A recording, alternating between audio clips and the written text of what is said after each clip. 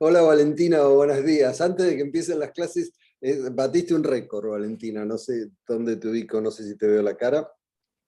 No, Este, no tengo cámara encendida. bueno, ahora vamos a charlar un poco también sobre eso porque tengo algunos requerimientos de mis colegas sobre el tema. Eh, Genial. Digo que nunca antes de que empezara el curso ya me habían preguntado por el parcial. Están más preocupados por el parcial que por aprender la materia.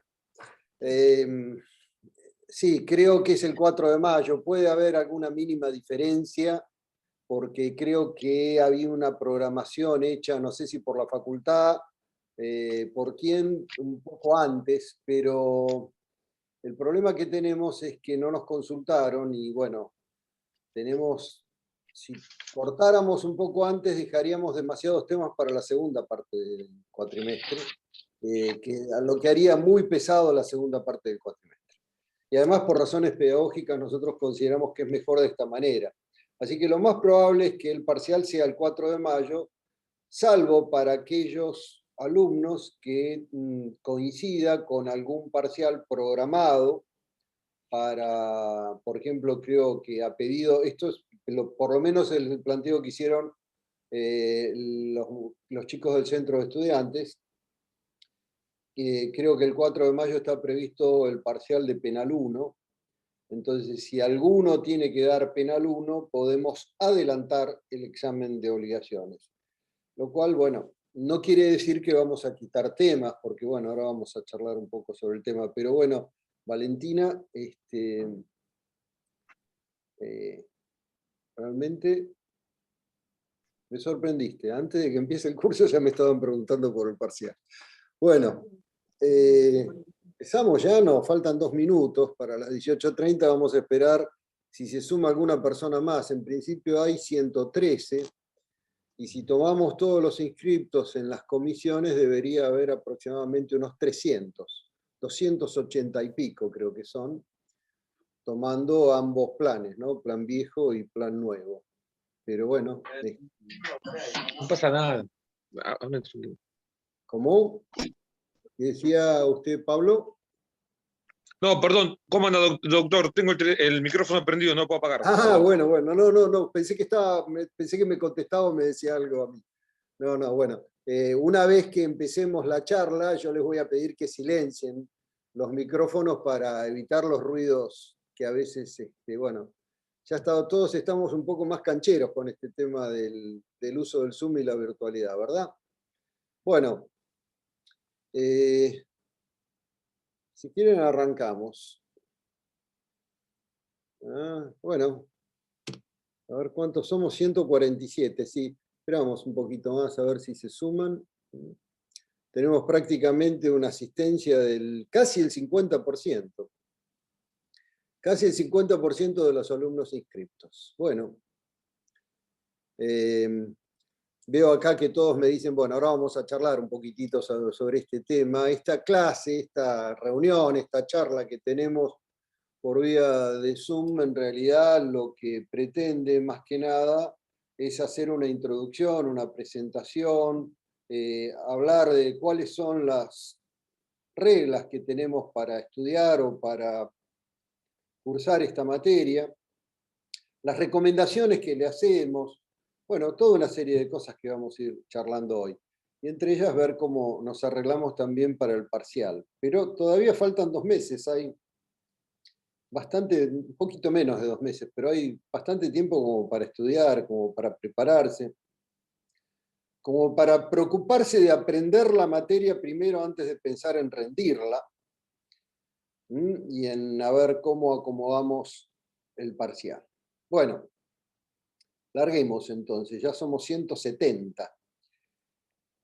Bueno, les doy la bienvenida a todos. Esta es la parte simpática, la más simpática de la materia es esta, se termina con la palabra bienvenida. Les doy la bienvenida al curso de promoción cuatrimestral de obligaciones, que nosotros vamos a estudiar con ustedes durante estos, o los vamos a acompañar en el estudio de esta materia durante los próximos 4 meses. Es una materia básica, es una materia esencial. Lo que van a estudiar es la esencia, la base, la sustancia del derecho privado patrimonial. Con lo cual, ¿por qué les digo esto? Vieron que cada profesor considera que su materia siempre es la más importante. Bueno, los de obligaciones tenemos motivo para considerar que es la más importante, porque es una de las más importantes de la carrera. Yo les diría que si ustedes no dominan, no entienden obligaciones, no es no saben, porque todavía no tengo muy claro qué es saber. Si no dominan los conceptos y los pueden aplicar, si no aprenden en el sentido de comprender e incorporar el concepto de cuestiones elementales que hacen al derecho privado patrimonial, como son qué es una obligación, cómo se cumple y cuáles son los efectos si se incumplen, bueno, entonces va a ser muy difícil que puedan abordar cualquiera de las otras materias que siguen. Con lo cual les digo, es básica para poder comprender contratos reales, familias, sucesiones, derecho del transporte, sociedades comerciales, quiebras, todo eso va a ser necesario que comprendan los conceptos elementales de obligaciones y que los manejen. Por lo tanto, es una de esas materias en las que uno debe poner mucho esfuerzo. Y debe poner mucho esfuerzo porque además es una materia que cuesta estudiarla, que no es sencilla, que puede tener un grado de abstracción a veces molesto, que resulta difícil de manejar ese ida y vuelta que uno necesariamente tiene que plantearse entre los conceptos teóricos que lee en el libro y que el profesor menciona en la clase y la realidad práctica. Hay que hacer un ida y vuelta permanente para poder entender de qué hablamos y para poder comprender esas cuestiones básicas. ¿Cómo lo vamos a estudiar? ¿Qué vamos a hacer en estos 3 meses y medio prácticamente, un poquito más quizá? ¿Qué es lo que vamos a hacer? Bueno, en primer lugar vamos a tener casi 4 clases por semana, la mayor parte de las semanas. Hay 3 clases que son con un profesor al frente de la clase, donde el profesor lo que hace es exponer los rudimentos de un tema y después ustedes hacen las preguntas sobre esos temas. Para esas clases, ustedes tienen un cronograma que está subido al campus virtual. En ese cronograma dice qué tema tienen por día. Cada día saben qué tema van a tener en la clase, con lo cual pueden ir leyéndolo. No necesito abundar sobre la conveniencia de llegar a la clase con el tema leído. Llegan a la clase con el tema leído, pueden entender lo que dice el profesor y pueden preguntar. Llegan a la clase sin haber visto el tema, no vayan, no pierdan el tiempo, ni se lo hagan perder a los demás. No vayan porque no vale la pena. Denlo por perdido el tema. Así de sencillo. Lo que sigue. Ustedes una vez que saben esto, van a tener, como les decía recién, 3 clases con profesor al frente. Y hay algunas clases, en esta primera parte van a ser 4, donde hay un profesor que toca un tema por ahí con un poco más de profundidad. O sea, con un poco más de profundidad porque consideramos que ese tema es esencial, que lo conozcan un poco mejor, que escuchen alguna profundidad mayor que la que pueden tener en una reunión de 45 o 50 minutos, como pueden durar estas reuniones por Zoom. Es decir, nosotros tenemos la posibilidad técnica de hablar 1 hora y media. La verdad es que si logramos mantener la atención de los alumnos durante 45 minutos, nos damos por muy satisfechos. Entonces no tiene sentido que nosotros hablemos 1 hora y media para aburrir al auditorio. Es preferible que aprovechen ese tiempo leyendo. En la mayor parte de los casos, entonces, las clases van a ser individuales, por comisión, pero va a haber 4 clases plenarias de temas que nosotros consideramos sustanciales, esenciales. La primera clase plenaria es la de hoy, abarca todas las comisiones. La segunda va a ser, dentro de poco, la del doctor Carlos Brum, que va a hablar sobre pago, sobre cumplimiento de las obligaciones, sobre cómo se cumplen las obligaciones, cuáles son los requisitos técnicos para el cumplimiento de una obligación. La tercera va a ser la del doctor Ambos, la del profesor Luis Ambos, que va a hablar de mora, es decir, de incumplimiento, de cuáles son las condiciones técnicas en que se produce ese incumplimiento, de qué modos puede producirse, y también va a mencionar algunos de los efectos que produce ese incumplimiento.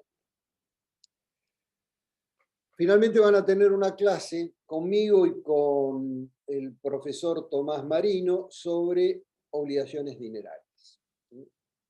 Bueno, esto es más o menos cómo pensamos manejarnos. También, cuando no tengamos clase plenaria, los días miércoles hemos implementado desde el año pasado, desde que empezamos con estos cursos virtuales, lo que llamamos clase de consulta. ¿En qué consiste esta clase de consulta? Bueno, los miércoles a la hora de la comisión se juntan con un profesor que va rotando. Un miércoles voy a estar yo, por ejemplo, en la comisión de 18:30. Otro miércoles va a estar el doctor Escarcela o la doctora Fernández. Hablo de la comisión en la que yo doy clase. Y ahí lo que hacemos es responder a las preguntas de los alumnos. O sea, el alumno está estudiando un tema en su casa, estudió durante el fin de semana, asistió a las clases el día martes, el día miércoles. Lo que no entendió, lo que le costó aprender, lo que no supo dónde encontrar, lo puede preguntar al profesor. Nos ha dado resultado, por lo tanto vamos a insistir en eso. Por supuesto depende que a ustedes les sirva. Si no les sirve, no tiene mayor sentido. Nuestro propósito, el de todos los profesores, somos profesores viejos la mayor parte, hay alguno que otro más joven, pero en general somos profesores de muchos años en la facultad, tenemos algunos cerca de 35 años de docencia. No pretendemos otra cosa que ustedes comprendan y muestren que han comprendido. No pretendemos que sepan obligaciones al nivel de un doctrinario, no preguntamos cosas extraordinarias, simplemente preguntamos conceptos y esos conceptos pretendemos que estén manejados de modo tal de que lo puedan aplicar, de que puedan, digamos, hacer uso de esos conceptos ante un caso real. Esto nos lleva a otros temas. Nosotros pretendemos que ustedes aprendan y hasta ahora nos hemos tenido que manejar con la aplicación de esos conceptos en la parte práctica a través de los exámenes por Zoom. Lo que fueron los 2 cuatrimestres del año pasado, los 2 parciales y sus recuperatorios. Bueno, este año es probable que los exámenes se tomen presencialmente. Es probable. O sea, la idea de la facultad es que los exámenes parciales sean presenciales. Para eso va a ser necesario que se cumplan algunos requisitos, es decir, que no haya inconvenientes de orden sanitario, como se imaginarán, que no haya un rebrote que impida esto. Además, que los docentes que vayan a tomar no formen parte del grupo de riesgo, si formaban parte que estén vacunados, bueno, todas esas condiciones que ustedes podrán deducir muy fácil con la simple lectura de los diarios. Pero la idea es tomar examen presencial. Igual vamos a mantener la estructura de la aplicación del concepto teórico a casos prácticos. O sea, yo creo que, de acuerdo a lo que hemos charlado entre todos los docentes de la cátedra, vamos a tratar de mantener esa idea de evaluar al alumno la aplicación de las habilidades adquiridas. O sea, les vamos a presentar un caso, ustedes van a tener que solucionarlo. ¿Qué es lo que sucede en la vida real del abogado, en el lugar donde trabaje? Para eso ustedes van a tener que manejar el concepto teórico y saber cómo aplicarlo. Esa idea es la que queremos mantener. Para eso también vamos a tratar, ahí Sofía, me parece que tenés, Sofía Pérez, tenés abierto el micrófono. Bien. Para eso vamos a tratar entonces de mantener el sistema de hacer algún trabajo práctico a lo largo del cuatrimestre, para que ustedes aprendan el modo en que nosotros trabajamos estos casos. Otra cuestión que depende de cada comisión, en el caso de los que integran la comisión 3 de Obligaciones Civiles y Comerciales, Plan 2018, nosotros formamos con los 3 docentes, le pedimos a alguno de los alumnos que esté práctico en este tema, que arme un grupo de WhatsApp e invite a sus compañeros. Formamos con los 3 docentes que nos invite a nosotros, luego nosotros pasamos a manejar ese grupo y ese es un grupo de consulta. Pueden consultar todo lo que se les ocurra. O sea, pueden preguntar. Por ahí nosotros tardamos un tiempito en contestarles, pero la idea es que si ustedes están estudiando, tienen una duda, y en ese momento obviamente no tienen al profesor a mano, puedan escribir la consulta. En algún momento les vamos a responder. Puedan escribir las dudas que tienen. O sea, también nos ha dado resultado. Por lo menos sus compañeros que han cursado anteriormente nos han dicho que esas preguntas y esas contestaciones les vienen bien para poder estudiar, para progresar en la materia. Algunas otras recomendaciones. Es un curso de promoción. No se aprueba si no se estudia mucho.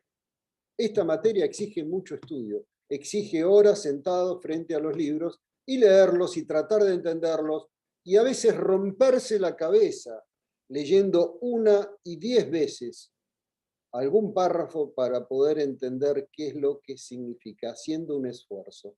No hay manera de progresar en esta materia. No hay posibilidades. No es mágicamente que nosotros les vamos a relatar cuáles son los requisitos del objeto del pago para las obligaciones, le vamos a decir identidad, integridad, localización, puntualidad, etcétera, etcétera, y ustedes mágicamente van a entenderlo y se van a acordar. No, si no se sientan a leer, esto no funciona. Es necesario estudiar. Bueno, para eso entonces tenemos toda esta organización, un curso cuatrimestral donde los acompañamos, donde les damos 3 clases teóricas por semana, donde tienen una clase de consulta, donde tienen algunas clases particulares con alguna profundización, donde saben cuál es el tema cada día, entonces lo pueden leer. También tienen en el campus virtual, que veo que por acá hay alguien que está preguntando, la bibliografía indicada en el campus. Y perdón, cuando me refiero a la bibliografía creo que no fui lo suficientemente claro al principio, y por supuesto hay cosas que me voy olvidando, ¿no? Pero esta primera clase inaugural es para la materia obligaciones civiles y comerciales y para la materia obligaciones. O sea, para el plan 2018, como para aquellos que permanecen todavía en el plan 1988 y ven tanto la teoría general de obligaciones como la responsabilidad civil dentro de la misma materia. Es para ambos. La materia es una sola. Yo soy profesor adjunto de la materia y hace 3 años que estoy a cargo de esta materia. Por lo tanto, la materia se organiza sobre esta base. Perdón, pero entró un mensaje y me distrajo. Bueno,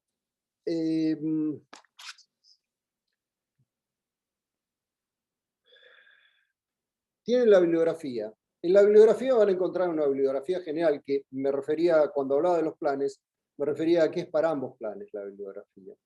La bibliografía indicada, la recomendada por nosotros, es el Tratado de Pizarro y Vallespinos, sea el Tratado de Obligaciones más el Tratado de Responsabilidad Civil para aquellos que están dentro del plan viejo, sea el Tratado de Obligaciones, 4 tomos, en el plan nuevo. Hay un manual, que yo no sé si habrá salido, ya no, la verdad que no me acuerdo, yo creo que sí, que ya debe haber salido el manual de obligaciones de Pizarro, me parece que sí, son 2 tomos.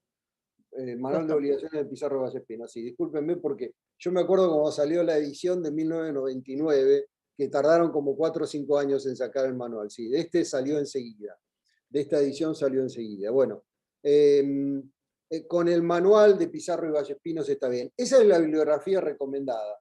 Después, los libros que ustedes tengan, el libro general que ustedes tengan puede ser útil. Y ojo, no estoy planteando que salgan a comprar ningún libro.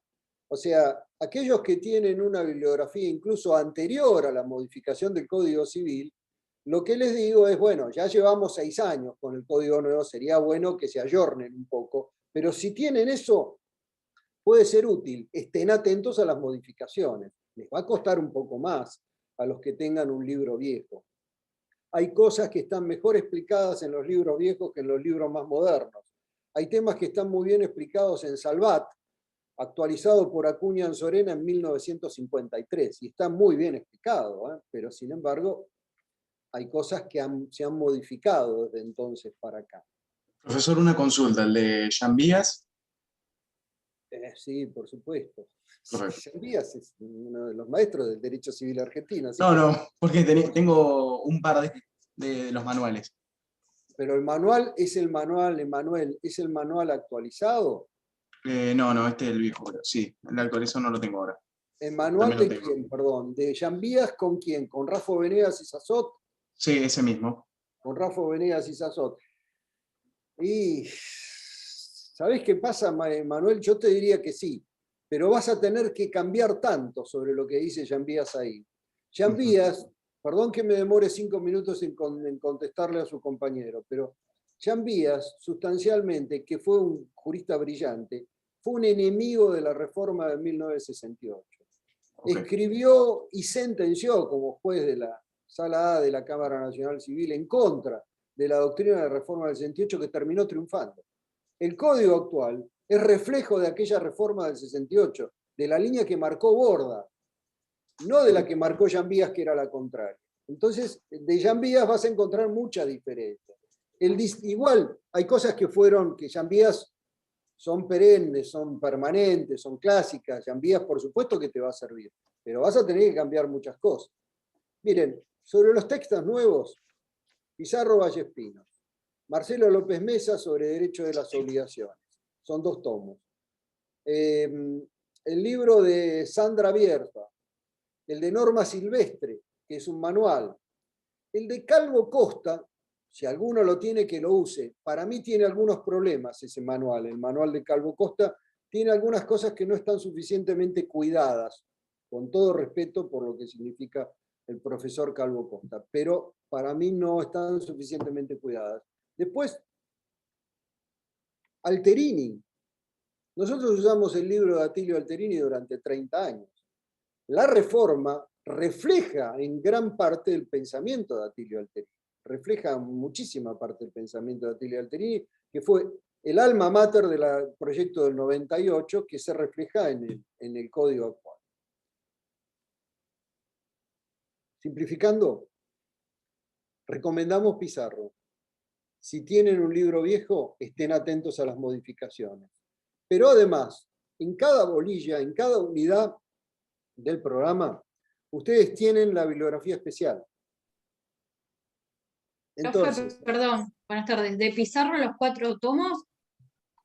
Perdón, Solange, ¿no? Sí. ¿De Pizarro los 4 tomos o el manual, Solange? El manual de 2 tomos. Cualquiera de los dos estaría bien. Si querés estudiar por el tratado, no nos vamos a ofender. Bueno, estaría bien cualquiera de esos, pero además decía que ustedes tienen la bibliografía particular. Por ejemplo, tomen la bolilla 1, la que vamos a empezar a charlar hoy. La unidad 1 dice, ¿cuál es el concepto de obligación? Sobre eso se trata. ¿Qué es una obligación? Lo primero que tenemos que averiguar si vamos a estudiar obligaciones, ¿qué es? Tratar de entender qué es una obligación, poder diferenciarla en el concierto de relaciones y situaciones jurídicas patrimoniales que se presentan, poder entenderlo. Bueno, fíjense, abran el campus virtual y fíjense que ahí hay un artículo de Daniel Pizarro que no salió hace mucho, que salió hace poquito, donde habla del concepto normativo de obligación, o sea, el concepto que da nuestro Código Civil en los artículos 724 y 725, que además copia el concepto que él daba en su tratado en el año 1999, 97 o 99, no me acuerdo. Entonces, sobre cada cosa van a tener bibliografía especial. Si no tienen un tratado que sirva de guía, si no tienen un manual que les sirva de guía, bueno, ahí van a tener distintos artículos. O sea, no les va a faltar para leer, quédense tranquilos. No van a poder decir, eso no lo conseguí, no sé dónde encontrar, eso que habla de las situaciones intermedias, no. No había nada escrito sobre situaciones intermedias, escribimos nosotros. No me acuerdo si escribí yo, Carlos, Bruno, Luis, pero escribimos 2 hojitas dando una noción de lo que eran situaciones intermedias y está subido ahí.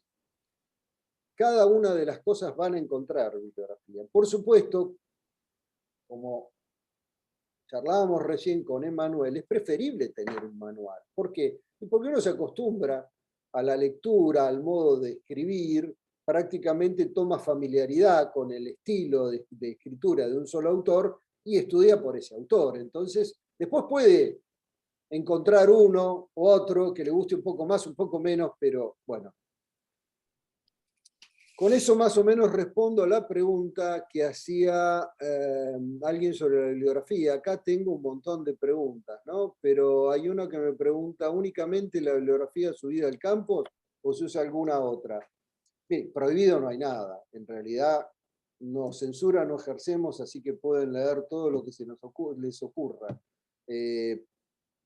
No tenemos límite para eso. Yo creo que obligaciones es una materia suficientemente larga, bastante abstracta, que presenta a veces un cierto grado de complejidad que se soluciona muy fácil. Cuando ustedes encuentran algo que es demasiado abstracto, o sea, que es en realidad una inducción de un principio inducido de una cantidad de situaciones generalizadas, bueno, tienen que volver a esas situaciones para entender por qué, y punto. No hay otro sistema. Lo que pasa es que exige horas silla. Exige estar sentado. Horas silla. ¿Perdón? Mariana, ¿quería decir algo? Vamos a pedirle a Mariana García, por favor, que silencie el micrófono. Ahí está. Bueno. Valentina decía, el tratado está en PDF en la página del CED. Bueno, que no se entere Pizarro, porque vamos a tener problema con los derechos intelectuales. ¿Y ambos vamos a usar o solamente el manual? No, bueno, el manual es un resumen del tratado, no es necesario que usen los dos. No. Bueno, ¿más o menos quedó clara alguna idea de la bibliografía o tienen alguna otra inquietud?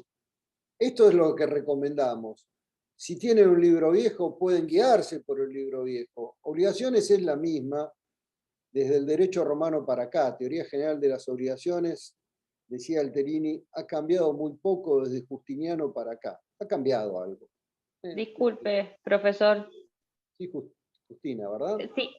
Sí, creo que el tema es que en el campus, si yo no vi mal, está el de 4 tomos nomás, y usted habla del manual de 2. Creo que ahí viene el tema. Claro, pero De igual de cualquier manera nosotros, es lo mismo. Justina, nosotros no subimos el manual ni subimos el tratado. Lo que hacemos es recomendarlo. Después ustedes lo consiguen por su lado. Ok, o sea, ok. ¿Quieren estudiar por el tratado? Bienvenidos. ¿Quieren estudiar por el manual? Estudien por el manual. Con el manual alcanza. Si tu pregunta es eso, con el manual alcanza. Como mucho, si hay algo que no entienden, lo preguntan en clase o se fijan en la bibliografía especial que nosotros subimos. Quiero Perfecto, aclarar gracias. bien esto. Me viene bárbaro tu pregunta, Justina. Me viene muy bien, porque lo que quiero aclararles bien es que no hay en esto intención de que ustedes salgan eruditos en derecho de las obligaciones. No pretendemos que se lean todo lo que hay ahí. Pretendemos que vean que hay otra posibilidad. Pretendemos que si hay algo que no entendieron, puedan ir a buscar ahí, ver si lo entienden, ver si les sirve. Pretendemos que si algún alumno tiene la curiosidad de leer algo más que el mero manual para aprender la fórmula básica, pueda hacerlo y nosotros facilitárselo. De eso se trata nada más. No estamos pidiendo que se lean todo lo que hay ahí, para nada. Es un acompañamiento, una ayuda. Es más, tratamos de subir cosas que puedan ser útiles y no aquellas que son más complejas. Repasemos. 3 clases por semana más una de consulta. Cuando no hay de consulta, hay una clase plenaria sobre algún tema en especial. Formar grupos de WhatsApp en cada comisión que les permitan consultar directamente a los profesores y los profesores en algún momento les van a contestar. Hemos tenido buenas experiencias, incluso hasta se ha formado algún debate dentro de esos grupos de WhatsApp y cuando a veces nosotros tardamos en contestar, nos escribieron a las 2 de la mañana, contestamos a las 2 de la tarde, en el medio, los alumnos se contentaron entre ellos, los compañeros contestaron, ayudaron, aportaron, se clarificaron o confundieron más, no importa, quiere decir que estuvieron en tema, estuvieron ocupados de ese tema, que es lo que a nosotros nos interesa. Bueno, y ahora vamos a hablar un poquitito más. Si no hay más preguntas sobre este tema, creo que ya hablamos de los parciales, de cómo van a ser los parciales, de qué idea tenemos de trabajo práctico, de qué es lo que pretendemos que comprendan, de cómo vamos a trabajar para eso y de qué es lo que les recomendamos que hagan. Que estudien, que dediquen mucho tiempo a estudiar y bueno, y que traten sobre todo de comprender. Ahora vamos a hablar de qué es lo que vamos a comprender. Bueno, en realidad la materia en sí no es muy compleja, sino lo que se trata de saber es, en primer lugar, de qué hablamos cuando hablamos de obligaciones, qué es una obligación, ¿no? Para eso, por ejemplo, tienen ese artículo de Pizarro ahí, que les dice qué es la obligación, y creo que tiene subido, el doctor Brum, el profesor Brum subió una clase muy clarita sobre los elementos esenciales de la obligación que él da en otra universidad. Me parece que es eso, la verdad es que no me acuerdo bien, la miré el año pasado. Pero bueno, en primer lugar tenemos que saber qué es. En segundo lugar, cómo se cumple una obligación. Para saber cómo se cumple, vamos a estudiar todos los requisitos relativos a lo que se conoce con el nombre de cumplimiento o pago. O sea, quiénes son las personas que pueden recibir el pago, quiénes están autorizados para recibirlo, quiénes son las personas que pueden pagar, en qué condiciones puede pagar, y cuáles son los requisitos de aquello que se paga. No es otra cosa. Después vamos a ver qué pasa si no se cumple la obligación. ¿Cuál es el efecto si no se cumple? Si hay incumplimiento. Algo que ustedes pueden, cuando yo hablo de qué pasa si no se cumple la obligación o cuáles son los efectos de las obligaciones ante el incumplimiento, no hay que ir muy lejos para imaginarse qué pasa si uno deja de pagar la luz. Bueno, ahí tienen un incumplimiento. ¿Qué pasa si uno deja de pagar el alquiler, deja de pagarle al almacenero? ¿Qué sé yo? Imaginen lo que se le ocurra. ¿Cuáles son los efectos? Bueno, en todo eso vamos a estudiar desde los efectos de las obligaciones al patrimonio como garantía común de los acreedores, que ya vieron una semblanza y unos conceptos de patrimonio en derecho civil parte general. Bueno, acá vamos a profundizar un poco, en especial, cuáles son los bienes que están exentos de ser garantía común de los acreedores y cuáles son aquellos que pueden tener una especial afectación. Vamos a ver que a la hora de hacer efectiva la responsabilidad del deudor que no cumple, no todos los acreedores están en pie de igualdad, entonces vamos a estudiar lo que se conoce con el nombre de privilegios, y algunas medidas de justicia privada, algunas medidas de autocomposición del conflicto, que subsisten todavía en el derecho, como lo son, por ejemplo, el derecho de retención, y otros tantos elementos que ya vamos a ver con más detenimiento. Pero también vamos a estudiar cuándo hay incumplimiento. ¿Cuándo se produjo un incumplimiento defectuoso? O sea, cuando se entregó la cosa prometida, se cumplió con el servicio, pero en forma defectuosa. Por ejemplo, no sé, llevé el auto al mecánico, el mecánico efectivamente me lo arregló, pero lo arregló mal, cosa que sucede permanentemente, ¿verdad? Bueno, eso es un cumplimiento defectuoso, hay incumplimiento. O cuando directamente se cumple tarde, yo tenía que pagar el alquiler el día 10 y lo pagué el día 20, cuáles son los efectos que produce todo eso.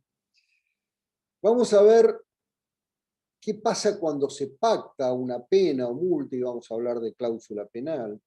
Bueno, todo eso es lo que vamos a estudiar respecto del incumplimiento y algunas cosas más. Y una vez que sepamos qué es una obligación, cómo se cumple y qué pasa si se incumple, vamos a dedicar, sobre todo la segunda parte del cuatrimestre, a estudiar lo que es las reglas especiales para cierto tipo de obligación. O sea, esta primera parte vamos a ver reglas generales. Ustedes ya saben distinguir, porque ya están entre segundo y tercer año de la carrera de Derecho, entonces ya saben distinguir macrosistema de microsistema, reglas generales de reglas especiales. Nosotros tenemos reglas generales, por ejemplo, respecto a mora, respecto a pago. Pero determinados tipos de obligaciones tienen reglas especiales también. Por ejemplo, las obligaciones de dar sumas de dinero. No producen los mismos efectos que producen una obligación de dar cantidades de cosas. Ya vamos a ver por qué. Entonces, tenemos las reglas generales para todo tipo de obligaciones, pero también tenemos que estudiar algunas clases de obligaciones en particular para saber que esas tienen reglas especiales. ¿Por qué? Porque las obligaciones de dar sumas de dinero están en todos los contratos, en la vida diaria. Desde que nos levantamos hasta que nos acostamos, realizamos una cantidad de intercambios que tienen que ver con el uso del dinero. Bueno, esos son cumplimientos de obligaciones dinerarias que tienen efectos diferentes. Y por lo tanto tenemos que conocerlos, saber cuáles son. También no es lo mismo que las obligaciones sean individuales, que haya sujetos plurales, por ejemplo, que haya una pluralidad de deudores, pluralidad de acreedores, o de ambos conjuntamente. No es igual. Entonces tenemos que saber cuáles son las reglas cuando tenemos, o las posibilidades que existen, y ahí vamos a hablar de mancomunación simple, de solidaridad, de concurrencia, de todas palabras que para los que todavía no han leído nada de la materia les suenan un poco raras, pero no se asusten porque no es nada raro. En realidad es algo muy sencillo, son cosas que ustedes razonando, ninguna mente despierta le pueden resultar ajenas. Esa es básicamente la estructura de la materia. No hay otra cosa. Lo que vamos a ver, bueno, por supuesto, para la gente que sigue estudiando, perdón, por el plan 1988, que están en la comisión a cargo de la doctora Fernández Puentes y con la doctora Pioletti, la doctora Andreasen, y me estoy olvidando de algo, de Laura Moreno Duá, creo que está también en esa comisión, también tienen la carga extra de responsabilidad civil, como se dio la materia hasta el año 2018, que era de por sí bastante difícil. Profe, ¿quiere pasarnos su número si hacemos el grupo? Sí, yo se los paso con todo gusto. Solo los de la comisión 3, sí, solo los de la comisión 3. O sea, los grupos de WhatsApp los hacemos por comisión. O sea, yo se los paso, por supuesto lo van a usar los de la comisión 3. En todo caso, lo tendría que anotar ahí, ¿verdad? Escribo el mensaje acá. Ahí está. Bueno. Vamos a hablar un poco de qué es una obligación. ¿Tienen ganas o ya es suficiente? No, recién no llevamos ni media hora.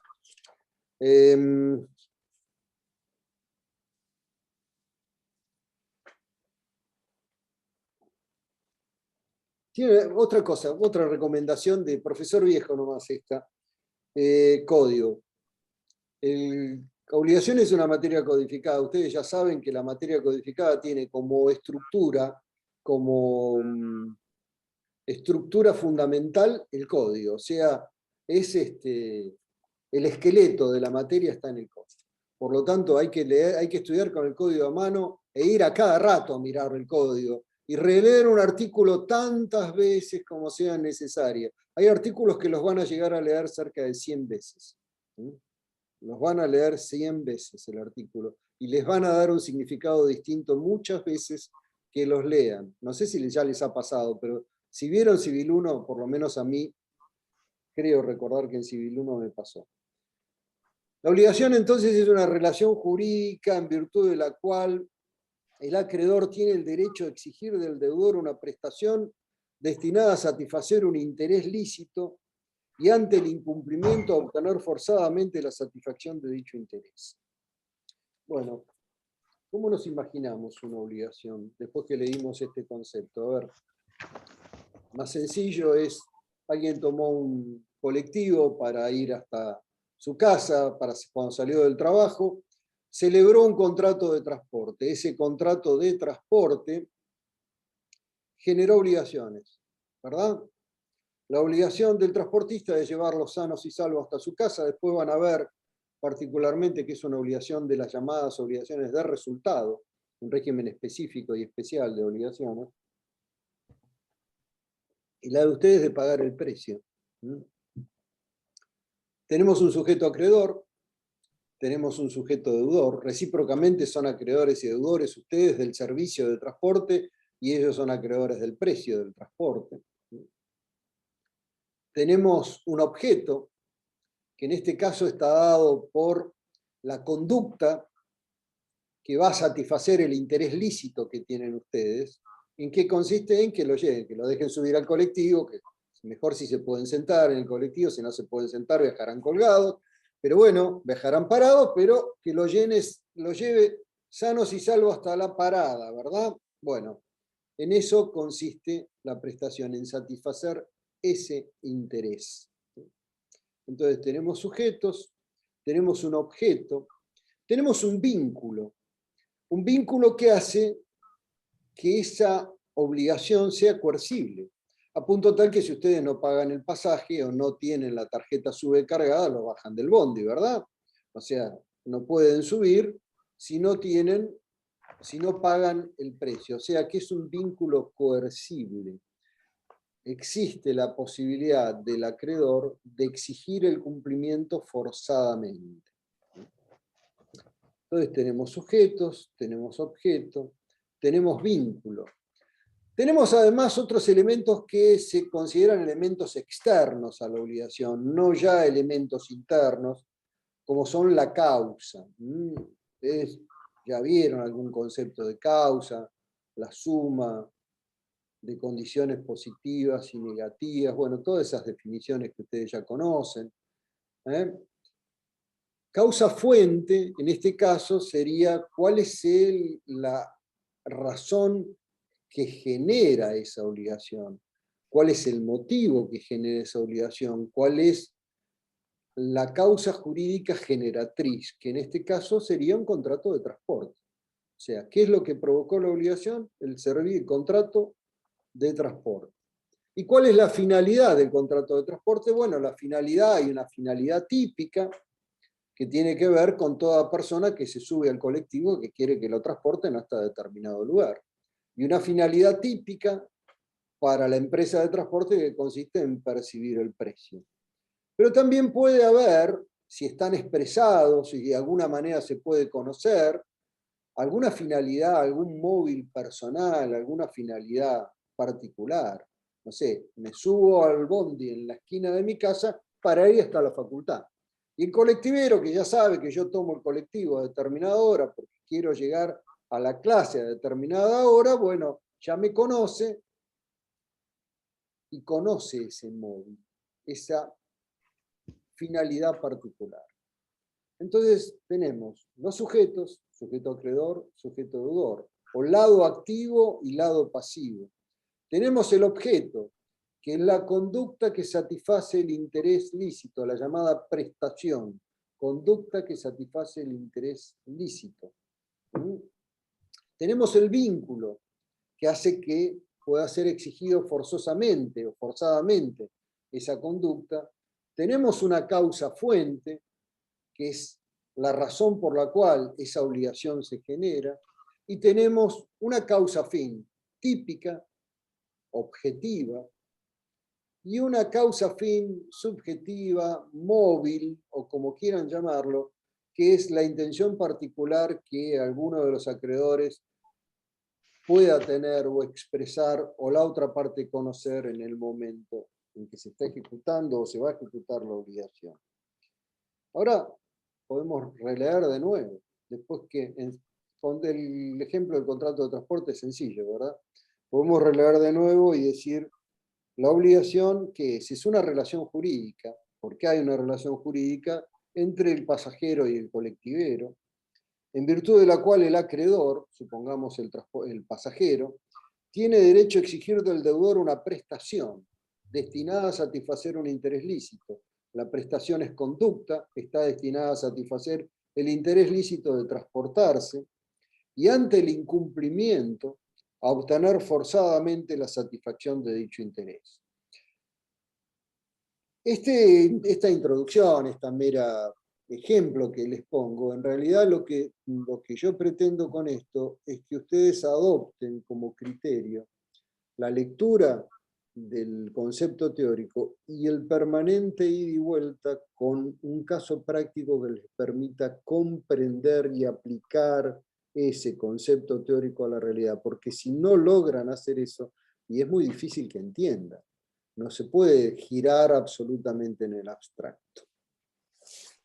Bueno.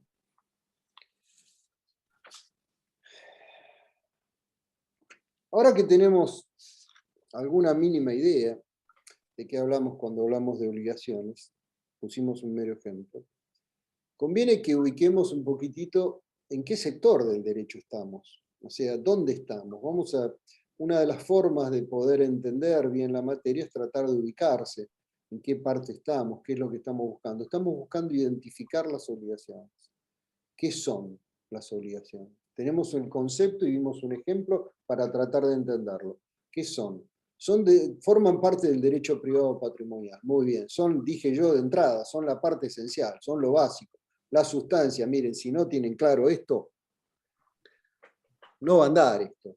Tienen que tenerlo muy claro, tienen que dominarlo, tienen que entenderlo. ¿Pero en dónde? Porque en el derecho privado patrimonial normalmente podemos hablar de derechos reales, de derechos intelectuales y de derechos personales. Bueno, lo primero sería tratar de ubicar las obligaciones dentro de lo que son los derechos personales, ¿verdad? Esto ustedes, una mirada en Civil 1, ya les dieron. Perdón, antes de seguir con esto, voy a tratar de contestar alguna pregunta. Julieta, llevarlos sería el objeto, llevar al pasajero, me preguntá Julieta. En realidad, el objeto sería la conducta consistente en transportar. Sí, no está mal. El objeto es la conducta que satisface el interés lícito del pasajero de ser transportado. Ahora, sí, no está mal decir llevarlo sería el objeto, Julieta. Bueno, sigo, ¿no? Estaba diciendo que ubicábamos a las obligaciones dentro de los derechos personales y dentro del derecho privado patrimonial. Vamos a repasar brevemente aquella distinción que se hacía entre derechos personales y derechos reales, ¿se acuerdan? Y con esto los voy a dejar tranquilos ya. Básicamente, se dice que los derechos reales surgen exclusivamente de la ley, porque además así lo dice expresamente el Código. No me pregunten el artículo, porque no me acuerdo el artículo del Código Nuevo. Antes lo decía el 2502, creo. No, bueno, no me acuerdo. En cambio, los derechos personales tienen innúmera cantidad de fuentes. Nacen de los contratos, de los delitos, de los distintos actos ilícitos, del enriquecimiento sin causa, de la voluntad unilateral, de diferentes fuentes. No tienen una limitada cantidad de fuentes. Los derechos reales exclusivamente nacen de la ley. Los derechos reales además son limitados. Como son exclusivamente creados por el legislador, tienen un número limitado. A pesar de que en los últimos años en nuestro código, en el derecho argentino, se han incorporado algunos derechos reales, como el del superficiario, son un número limitado, son el sistema que se conoce con el nombre de numerus clausus. En cambio, no hay límite para la cantidad de creación o la creación de derechos reales. Se dice que los derechos reales se ejercen por vía de la posesión y que hay una relación inmediata entre la persona y la cosa. En cambio, en los derechos personales, lo que existe es esa posibilidad que tiene el acreedor de exigir una conducta y de exigirla forzadamente al deudor. Y ese deudor tiene que cumplirla. Entonces, no hay una relación inmediata con el objeto, sino hay una relación inmediata con la conducta de otra persona. Los derechos reales confieren además algo que se conoce con el nombre de derecho de persecución y derecho de preferencia, el ius persequendi y el ius preferendi. En cambio, en principio, los derechos personales no producen, no confieren ese tipo de preferencia o ese tipo de posibilidad de perseguir la cosa aunque esté en manos de un tercero. Por su forma, los derechos reales para su generación exigen, en la mayor parte de los casos, escritura pública. Es decir, casualmente uno de los requisitos, las posibilidades de escritura, de los casos en que se requiere escritura pública, es en la constitución y transmisión de derechos reales. En cambio, no sucede lo mismo en los derechos personales, en donde predomina, por lo general, la libertad de forma. Ustedes recuerdan que la forma de los actos es el conjunto de las prescripciones que la ley exige respecto de las solemnidades que tienen que observarse al tiempo de la formación del acto. Bueno, son muy claras y muchas veces solemnes de solemnidad absoluta o solemnes de solemnidad relativa en el ámbito de los derechos reales. En cambio, en el ámbito que estamos nosotros ahora predomina la libertad de formas. En algunos casos puede haber requisitos de forma por escrito que tienen que ver también con la calidad o la importancia económica que tenga el acto, pero normalmente son formas ad probationem. Se dice también que los derechos reales se pueden adquirir por el transcurso del tiempo, es decir, por la prescripción adquisitiva. La posesión pública, pacífica y continua de un bien, mueble o inmueble, por una determinada cantidad de años, los previstos en la ley, hace que uno pueda adquirir el derecho real de dominio sobre ese bien. En cambio, los derechos personales, las obligaciones se pierden por la prescripción. Es decir, no hay posibilidad de ejercer la acción que se deriva de esos derechos personales cuando el acreedor ha dejado pasar el plazo previsto por la ley para ejercer las acciones. Y eso es lo que está definido en el 2537 como prescripción. Creo que prescripción liberatoria. Después, también se dice que en realidad los derechos reales generan, lo que resuelven es un problema de atribución. O sea, se atribuyen bienes en la sociedad. En cambio, los derechos personales resuelven un problema de colaboración, porque normalmente se supone que la base del contrato es la colaboración para ambos contratantes, y sobre esa base lo que se está resolviendo entonces es un problema de colaboración. Y tantas otras diferencias como van a encontrar en todos los textos. No obstante, hay algunas obligaciones que presentan características particulares. Me olvidé de decir una diferencia que la tengo que citar ahora, así que voy a volver para atrás. Una de las características de los derechos reales es que son absolutos. Esto hace que sean oponibles erga omnes, esto es, oponibles a todo el mundo. En cambio, los derechos personales son relativos, solo pueden afectar a acreedor y deudor y sus sucesores a quienes se transmitiesen. Esto es, yo mi derecho de propiedad lo puedo hacer valer ante todo el mundo. En cambio, el contrato que celebro con cualquiera de ustedes no puedo oponerlo a un tercero porque es absolutamente relativo, tiene efectos exclusivamente entre las partes. Bueno, hay determinado tipo de obligaciones que tienen características propias de los derechos reales. Son tres supuestos fundamentalmente. El llamado derecho a la cosa o ius ad rem, las obligaciones propter rem o ambulatorias y la llamada scripta rem, con S al principio, scripta rem. Son las dos, en realidad el ius ad rem y la scripta rem son situaciones en las cuales el derecho personal es oponible a terceros. Normalmente, dijimos recién, el derecho personal no es oponible a terceros porque es relativo. Pero en estas situaciones, la ley le confiere a las partes, los que forman parte, acreedor o deudor, la facultad de oponer esa relación de obligación ante los terceros. Básicamente, ¿en qué consiste?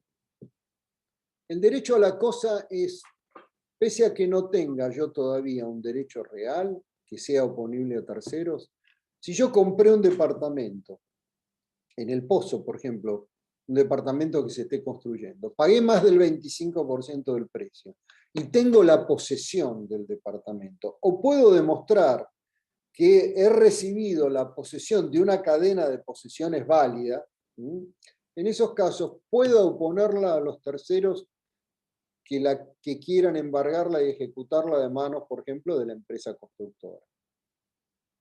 No sé si se entiende el ejemplo o lo aclaro un poquito más.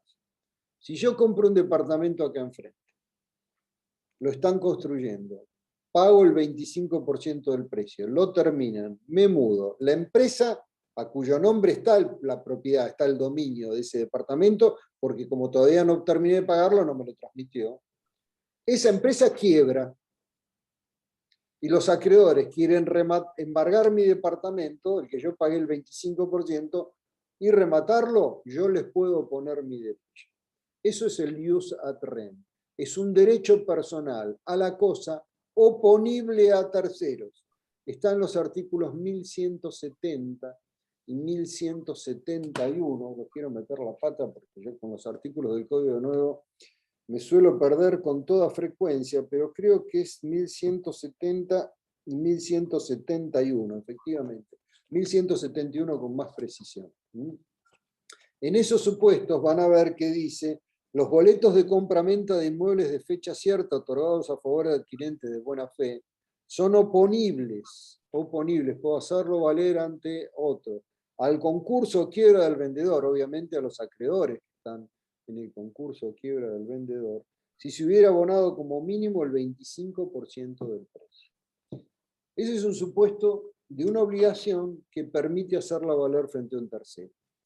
La scripta rem es algo similar. Si yo alquilo mi casa, yo vivo en una casa alquilada, alquilé de acá a 5 años, celebré un contrato de alquiler de acá a 5 años, y dentro de un mes el dueño se le ocurrió venderla, y la vende, yo al nuevo propietario le puedo poner mi contrato de locación. Mi contrato va a durar hasta que terminen esos 5 años, a pesar de que el nuevo dueño no lo suscribió.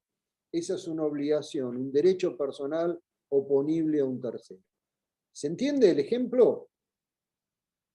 El único que me dice que sí es Pablo. Bueno, a Justina también le veo que acá, Adriana.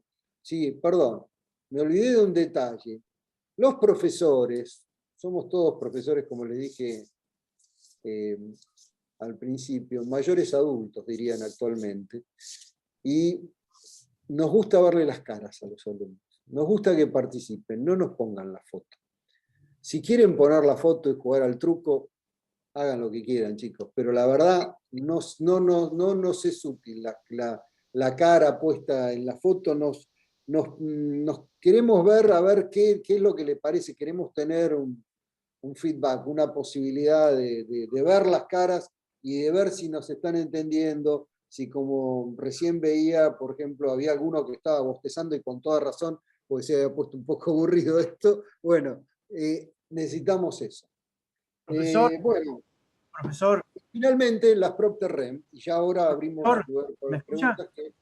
¿Perdón? ¿Me escucha, profesor? Sí, no sé quién está hablando. A Oscar. Sí, Oscar, te escucho. Le quiero hacer una consulta. El porcentaje es el 25%. ¿Tiene que ser ese porcentaje? Si es menos, igual puede ser oponible, ¿o No, hay algún...? No, tiene que ser por lo menos el 25%. No, de acuerdo a lo que dice, y además era lo que decía, estoy tratando de acordarme qué artículo era del código anterior, ya me voy a acordar.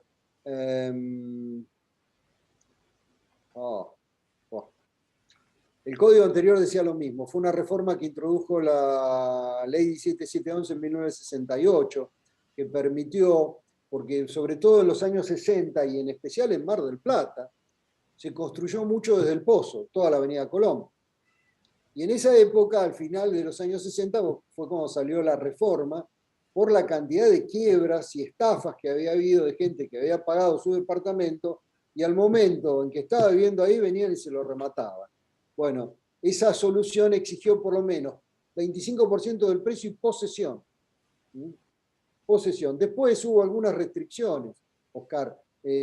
Por ejemplo, la ley de quiebras, yo no me acuerdo si fue la 19.551 o la modificación inmediata que vino, la ley de quiebras restringió ese derecho a la cosa, lo restringió para los casos de vivienda única. Entonces, alguien que había pagado un local, el 25%, y tenía posesión, se lo remataban. ¿Por qué? Porque no era vivienda único y limitaban la protección a la vivienda. Después se modificó esa ley de quiebras y se volvió al sistema de protección más general. Pero sí, lo mínimo que exige es el 25% del precio. Y la posesión. Gracias. No, de nada. Bueno, decía, me faltaba PropTerrem. Y la PropTerrem son entonces aquellas obligaciones que se trasladan con el dueño de la cosa. O sea, yo hoy tengo un terreno y debo el asfalto que pasó, debo las mejoras, las contribuciones de mejoras. La luz, el asfalto, el gas, las cloacas, el agua, lo que a ustedes se les ocurra, que pasó por ahí, lo estoy debiendo, bueno, vendo el lote y el que pasa a ser el deudor es el nuevo comprador.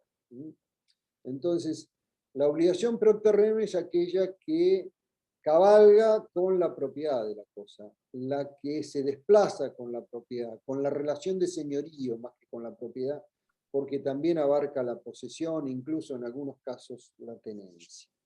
Bueno, con esto llegamos hasta acá y escucho preguntas, pero me parece que haciendo un resumen de la charla de hoy es presentarles cómo vamos a estudiar la materia, qué es lo que pretendemos, que buscamos sobre todo la comprensión, que van a tener que estudiar mucho, que se pongan a estudiar desde ahora y que, bueno, que tengan suerte. ¿Preguntas? No entendí lo último, Alejandra. Alejandra, ¿qué es lo que no entendiste? ¿PropTerrem, Alejandra?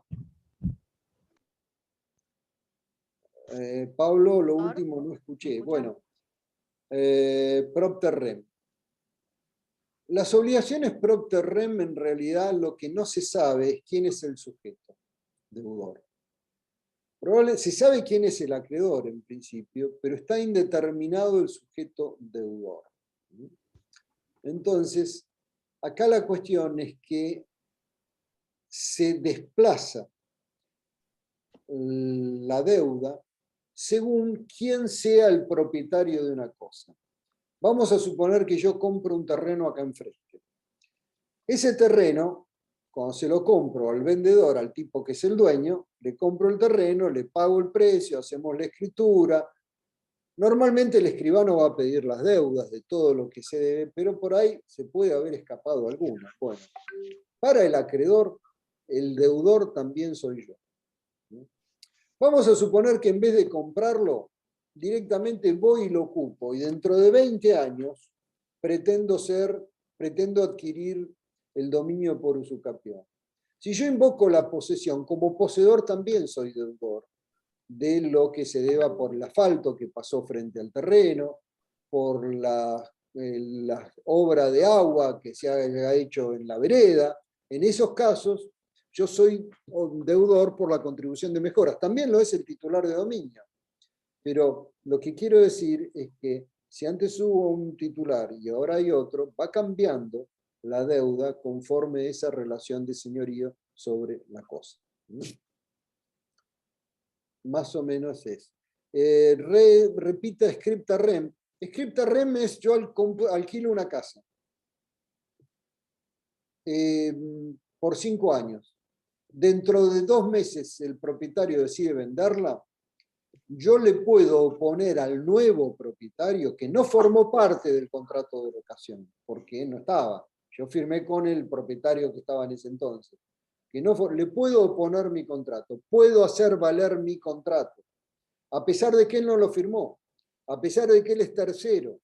Por eso es una obligación especial que puede hacerse oponible a terceros, porque la ley le da preferencia al derecho personal frente al nuevo derecho real del nuevo dueño. Va a tener que respetar el contrato. Antes el artículo, el 1498, creo que era del Código Civil Viejo, decía en estos términos, en el idioma muy propio del siglo XIX, decía: enajenada la finca arrendada, por cualquier causa que sea, el contrato de locación durará el tiempo convenido, o algo por el estilo. Eso es básicamente la propter rem. Profe, ¿el trabajo práctico que está subido al campus es para la semana que viene? No, no hay trabajo práctico subido al campus para dar nada. Y si tienen acceso al trabajo práctico es que hemos puesto mal algo, hemos tocado mal un botón. No hay ningún trabajo práctico todavía. Disculpe, ¿le hago una pregunta? Perdón, ya hablamos, Justina, un segundito, por favor, porque Sí. me interesa despejarle a Narela Giselle Morales lo del trabajo práctico. No hay ningún trabajo práctico para hacer todavía. Ya se los vamos a decir. Ahora cuando corte con ustedes, voy al campus y lo saco para que no se confundan más. Justina, ¿qué me querías decir? Disculpe, entonces, para que me quede claro, usted nombró las 3 obligaciones, ¿verdad? Pero separó bien en 2, las que se pueden ser oponibles a terceros, y la última, digamos, que es la que no puede ser oponible a terceros, que va siempre acompañada al dueño, ¿no? Esa sería la gran diferencia entre las 3. No. En realidad lo que yo pretendí mostrarles es, a los fines, nosotros hacemos una separación de derechos reales y derechos personales, a los fines fundamentalmente pedagógicos, para que ustedes puedan tener las cosas más o menos claras. Pero después hay que decir que hay 3 situaciones que presentan algunas características de ambos, tanto de los derechos reales como de las obligaciones. ¿Qué son? Son obligaciones, no son una situación intermedia nada más, son obligaciones, fundamentalmente, pero que tienen alguna característica propia de los derechos reales. 2 de ellas, la característica que tienen es que es oponible a terceros. O sea, el derecho personal normalmente no lo es. Estas 2 obligaciones sí, que son la scripta rem y el derecho a la cosa. En las obligaciones propter rem, lo que tiene de similar a los derechos reales es que el deudor es quien tiene un derecho real sobre la cosa o una relación real. Lo que llamaríamos hoy, conforme terminología del código, una relación de poder. O sea, posesión, tenencia, propiedad. Entonces, como la obligación se desplaza según esa relación de poder, si tiene esa relación es posible que sea deudor.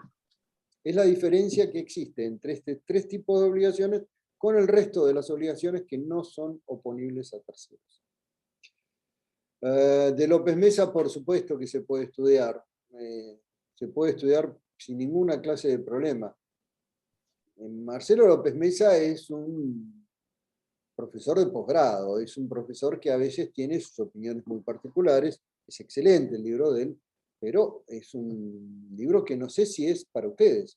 Pero, por supuesto, se puede leer, costará un poco más de esfuerzo entenderlo en algún caso, en otros no, en otros es muy claro. En general él es muy claro exponiendo, muy clarito exponiendo, pero puede ser que en algunos casos que yo he leído algunos pedazos sueltos y me he encontrado con que por ahí no es tan claro como Pizarro.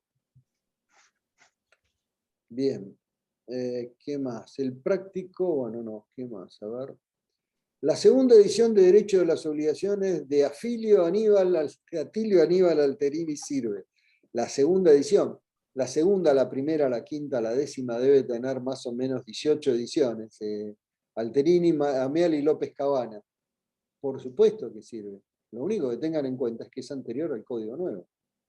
Entonces, Alterini, cuando trató este tema, Alterini es el número 1. O sea, no hay discusión sobre lo que dice Alterini está allá arriba de todo. Pero de ahí a decir, bueno, han pasado, desde que falleció el maestro Alterini, que debe haber sido en el año 2012 que falleció Atilio Aníbal Alterini, han cambiado algunas cosas.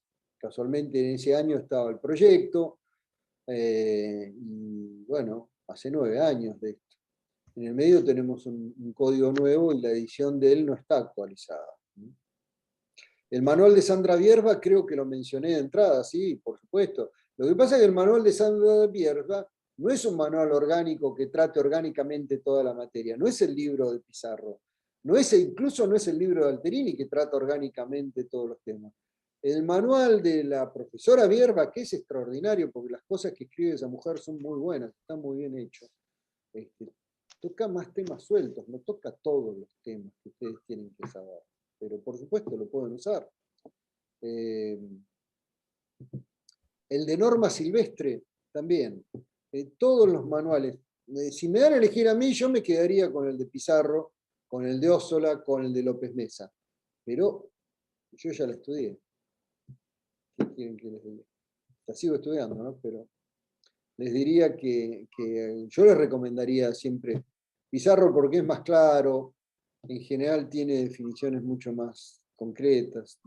Sí, lo que alguien, acá Pablo Leiva les dice, traten de usar Pizarro, y me parece que sí, que Pablo tiene razón, traten de usar Pizarro. Bueno, las clases las van dando por Pizarro. Y no sé, yo la verdad es que no, si lo sigo a Pizarro, la verdad es que mucho no me doy cuenta, porque yo trato de seguir lo que he aprendido. El libro de Pizarro, el primero se publicó en el 97 o 99. Yo ya llevaba unos cuantos años acá. En general tratamos de nutrirnos de varias fuentes, no exclusivamente de una. Pero sí, que le seguimos muchos de los criterios que sostiene Pizarro, sí, que probablemente en este momento sea el autor más destacado en el panorama nacional en materia de obligaciones, tampoco tengo ninguna duda. Falleció Alterini, en fin, Trigo Represas. Pizarro y Vallespino son los más destacados, sí, por supuesto. Alguien preguntó la diferencia entre objeto y prestación. Bueno, no, nadie la preguntó. Agustina Martínez Bolognesi, para todos. Bueno, yo no sé si eso estaba en el programa y en realidad no es tan importante, pero en esto hay que aclarar cómo son las cosas. En el código anterior había libertad para decir qué era el objeto o qué dejaba de serlo respecto de las obligaciones. ¿Por qué? Porque salvo en el artículo referido al pago, donde Vélez Sarsfield identificaba objeto con prestación, no había ninguna referencia más. Y además, como el código era de 1870, todos los autores se consideraban que podían dar su opinión sobre el tema. Una posición minoritaria en nuestro país era que en realidad el objeto no podía ser nunca la prestación, porque la prestación siempre es conducta, que en realidad el objeto era la cosa, bien o utilidad debidas. Y era bastante fácil de distinguirlo. Por ejemplo, si estamos hablando de una obligación de dar, bueno, el objeto era la cosa que yo tengo que entregar, por ejemplo, una compraventa. Alguien me compraba esta lapicera que yo tengo acá, ¿en qué consiste el objeto? Yo en entregar la compraventa, el otro que me dé el precio, me dé el dinero. ¿Listo? Ahí tenemos el objeto. ¿En cuál es la prestación? La conducta de entregar la lapicera y la conducta de entregar el precio. En una obligación de hacer, bueno, en una obligación de hacer, por ejemplo, había que distinguir. Una obligación de puro hacer, que era pura actividad, por ejemplo, la modelo que pasea por la pasarela exhibiendo la ropa, el jugador que juega al fútbol y cumple su contrato, elijan el que quieran, y piensen que esa es una obligación de pura actividad. Cuando Messi juega al fútbol en el Barcelona, está cumpliendo con su obligación consistente en la pura actividad de jugar al fútbol. Entonces, ¿en qué consiste la prestación? En la conducta de jugar al fútbol. ¿Y cuál es el objeto? La utilidad que el juego de Messi le presta a su empleador, que es el Fútbol Club Barcelona. En cambio, hay obligaciones de hacer que de alguna manera se concretan en una cosa determinada, como por ejemplo el carpintero al cual le encarga una biblioteca. Su obligación, su prestación consiste en la conducta de fabricar la biblioteca, pero el objeto va a ser la biblioteca terminada. Y en las obligaciones de no hacer, aquellas de omitir, por ejemplo, no levantar una propiedad hasta más de determinada altura para respetar las vistas de atrás, o no concurrir, no competir en determinados negocios con otras personas. En esos casos, la conducta consiste en omitir y la prestación consiste en omitir y el objeto consiste en la utilidad que le presta al acreedor la no concurrencia, la omisión. Esta posición es la que asumió la doctrina italiana, sobre todo a partir de los años 50 del siglo pasado. Rodotà y Domenico, hubo varios. En la Argentina, esa posición estuvo representada por el maestro Alterini, fundamentalmente, por Eduardo Antonio Zanoni, en un librito que tengo por acá, Elementos de la obligación, que es la reedición de un artículo que él había publicado en la revista del Código de Abogados de San Isidro. Excelente este libro, extraordinario realmente, muy bueno, pero que representa aquella posición de la doctrina italiana que fue minoritaria en nuestro país, que distinguía entre objeto y prestación. La prestación siempre es conducta, el objeto es la cosa, bien o utilidad debidas, como les acabo de explicar en relación a las obligaciones de dar, de hacer y de no hacer. Ahora bien, esa discusión se mantuvo durante 50 años del siglo pasado, pero desde que el Código Nuevo, en el artículo 725, dice muy claramente, sin dejar ninguna duda, la prestación que constituye el objeto de la obligación debe ser material y jurídicamente posible, determinada, determinable, lícita, etc. Como dice, la prestación constituye el objeto de la obligación, entonces no hay nada más para discutir. Porque normativamente está establecido esto. Entonces yo puedo decir, y a mí me resulta más entendible lo que dice Zanoni, lo que dice Alterini, y la verdad que sí. Durante 30 años en la cátedra nosotros sostuvimos la posición de Alterini y de Zanoni. Pero creo que los profesores, los docentes universitarios, tenemos la obligación de hacerle conocer a nuestros alumnos, no nuestra opinión particular, sino cuál es la opinión que predomina. Y la opinión que predomina es esta. Bastante difícil es entender obligaciones para adentrarnos en estas discusiones sobre si deja de serlo, por supuesto, o si se confunde en objeto y prestación. Entonces, por supuesto que esta posición tiene consecuencias, y tiene consecuencias a la hora de definir obligaciones de medio y resultado, y a la hora de definir otros tantos temas muy importantes en obligaciones. Pero esta es la posición que predomina, y la posición que predomina es la que refleja nuestro código. Entonces, la posición que nosotros durante 30 años defendimos en la cátedra, que es la que todos los docentes de esta cátedra entendemos más claramente, que nos resulta más clara, y bueno, ya pasó. Ya pasó. Entonces, esta es lo que yo veo. Por supuesto, que los que quieren estudiar este tema, yo recomiendo en particular este librito de Editorial Astrea de Eduardo Antonio Zanoni, se llama Elementos de la obligación. Está en la biblioteca, creo. Si quieren buscar otro que explica muy claramente esto, Ernesto Clemente Guayar, el tomo 1 de obligaciones, no sé si lo tengo por acá, por ahí lo debo tener. El tomo 1 de obligaciones de 1989, creo que es, de Editorial de Palma, un tomo celeste, clarísimo lo explica, con absoluta sencillez y simpleza, Ernesto Clemente Guayar. La misma posición sostiene Mossetti Turraspe, Alterini, Mosset, por supuesto Roberto López Cabana la sostenía, en fin, todo un sector de la doctrina. Pero lo que puedo decirles, este código dice otra cosa, entonces me parece que no tenía sentido insistir en el tema. Bueno. Le hago una consulta, nada más, pero...